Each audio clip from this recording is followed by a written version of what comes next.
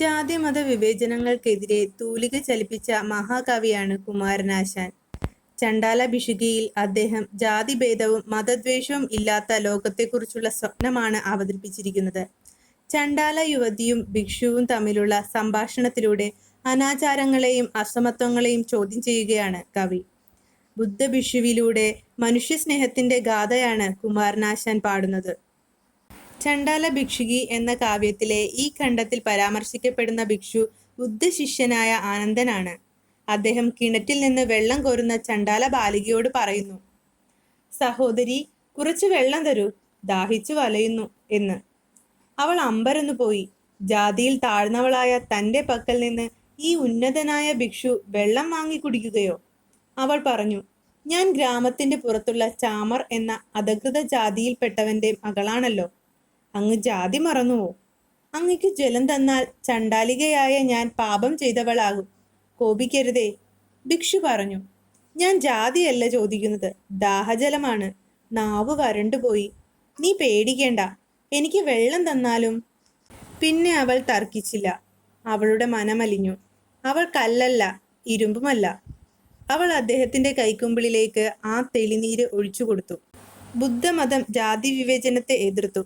ഹിന്ദു മതത്തിലാണ് ജാതി എന്ന ഉച്ചനീചഭേദം നിലനിന്നു പോന്നത്. ഹിന്ദു മതത്തെ ഗ്രസിച്ച മഹാശാപമാണ് വർണ്ണവിവേചനം. ബുദ്ധമതം മനുഷ്യ സമത്വത്തെ അംഗീകരിക്കുന്നു. ബുദ്ധമതത്തിന്റെ സ്വാധീന ശക്തി കൊണ്ട് ഹിന്ദുമതത്തിലും ജാതിയുടെ കാഠിന്യം കുറയ്ക്കുന്ന പരിവർത്തനങ്ങൾ ചെറിയ തോതിൽ ഉണ്ടായി. നമ്മുടെ കാലത്ത് അയിത്തം നിയമപരമായി നിരോധിച്ചിട്ടുണ്ടെങ്കിലും ഇപ്പോഴും ജാതിയുടെ പേരിലുള്ള വിവേചനങ്ങൾ നിലനിന്നു പോരുന്നുണ്ട്. വിവാഹബന്ധങ്ങളിലും മറ്റും അത് പ്രകടമായി തീരുന്നു. വള്ളത്തോളിന്റെ ശുദ്ധരിൽ ശുദ്ധൻ എന്ന കവിതയിൽ ഒരു രംഗം വർണ്ണിക്കുന്നുണ്ട്. നായരുടെ വീടിന് തീ പിടിച്ചു. അപ്പോൾ തീ കെടുത്താൻ വേണ്ടി കീഴാള വർഗത്തിൽപ്പെട്ട ഒരാൾ കിണറ്റിൽ നിന്ന് വെള്ളം കോരാൻ പുറപ്പെട്ടതാണ്. ഗൃഹനാഥൻ തടഞ്ഞു. നീരെങ്കിൽ നീറാവട്ടെ, വീടെല്ലാം നിലവിട്ടു കേറിയൻ കിണറ് തൊട്ട് അശുദ്ധമാക്കായികെന്നാൻ. വീട് ഭസ്മമായാലും കൊള്ളാം, കിണർ അശുദ്ധമാവരുത് എന്ന് ചിന്തിക്കണമെങ്കിൽ ജാതി കൊണ്ടുള്ള അന്ധത എത്ര വലുതായിരിക്കണം. മാതങ്കി എന്ന ആ ചണ്ഡാല ബാലിക പിന്നീട് ബുദ്ധന്റെ സവിധത്തിലെത്തി തന്നെയും ഭിക്ഷുണി മന്ദിരത്തിൽ ചേർക്കണമെന്ന് അപേക്ഷിച്ചു. അവൾക്ക് ബുദ്ധൻ സ്വാഗതമരുളി.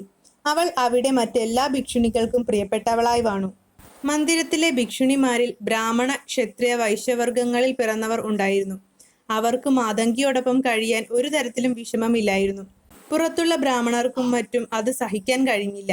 അവർ ഉയർന്ന ജാതിക്കാരെ പറഞ്ഞിളക്കി. പലരും കൊട്ടാരത്തിൽ പരാതി കൊടുത്തു. രാജാവായിരുന്ന പ്രസേനജിത്ത് ബുദ്ധഭക്തനായിരുന്നു. എങ്കിലും ജനങ്ങളുടെ കലാപം മൂലം അദ്ദേഹം സങ്കടനിവൃത്തിക്കായി ബുദ്ധ ഭഗവാനടുത്തെത്തി. ഭഗവാൻ ജാതിയുടെ നിരർത്ഥകതയെപ്പറ്റി രാജാവിന് ഉപദേശം നൽകി. മഹാരാജാവിന് മനസ്സു തെളിഞ്ഞു. പ്രശാന്തി കൈവന്നു.